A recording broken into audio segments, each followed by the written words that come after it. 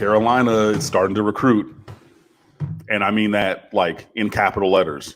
Like, we might need to pay some serious attention. Like wink, wink, Ole Miss? I'm not even going to say it's like that. I'm just saying I'm looking at everybody who's going there. And, you know, Miami is, you know, had just exponentially more talent than anybody else in the Coastal anytime recently. And then, you know, you're looking at what UNC is putting together this year, what they got last year in recruiting. Like, they're trying to close that gap. And if Miami doesn't get on the gas, get on the good foot, and stay where we have been and increase our recruiting impact and performance, that gap is going to continue to close. Do we have any high caliber offensive linemen coming in, Cam? No. And I mean, like, that could change, but as of right now, wait. We have Lawrence Seymour from Miami Central, whose younger brother is the 2023 commit from last week. We took that commit to try to lock down Seymour, who's, you know, he's another guy who's not the tallest in the world, like Alan Hay, you know, so he's like 6'1", 310, 20 pounds. So he's an interior lineman. He's going to be a guard or a center, but he's very, very good. So, yeah, we have one, but we're going to need some tackles.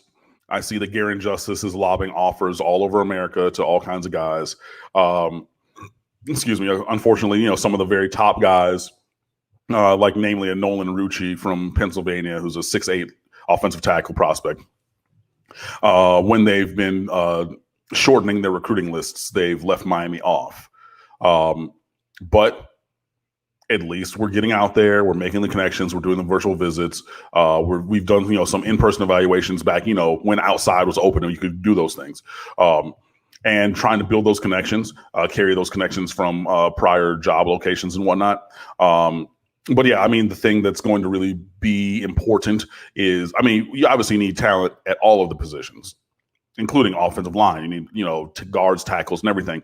But really, you're going to need tackles.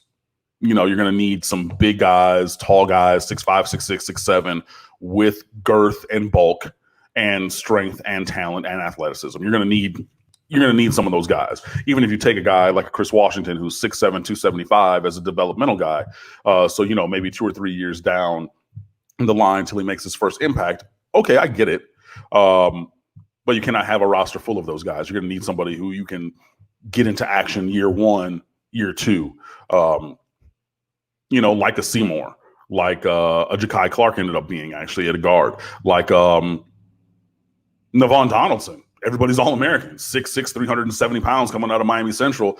Boom, set it and forget it. Left guard as a freshman, first team or freshman All-American. You're going to need some of those guys. So Seymour is very good.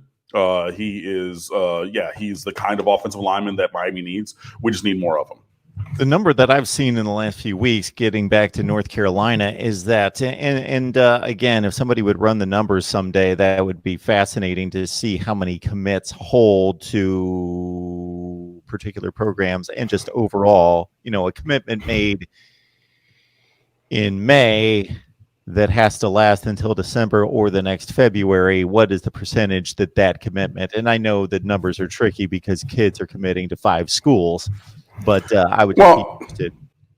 Yeah, I mean, you could do some of that statistical regression, but I mean, the thing about it is, and again, they're in this golden age. You just got to get like Clemson, you know, that whoa, and they just had a decommitment from the number 1 player in America, Corey Foreman, defensive end from California, because all of a sudden he committed and then he's just like, yo, like actually, the distance is a factor. So that's their second decommitment in a decade, basically.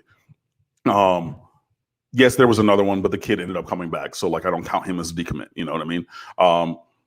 But, yeah, you know, it's tough to have and keep those guys committed for a long time. You know, and sometimes you have guys – excuse me, I'm sorry for hitting the table there. And this is a thing that Miami has seen, unfortunately, where they're pimping one school at the desire to get an offer from a different school that they actually want to go to.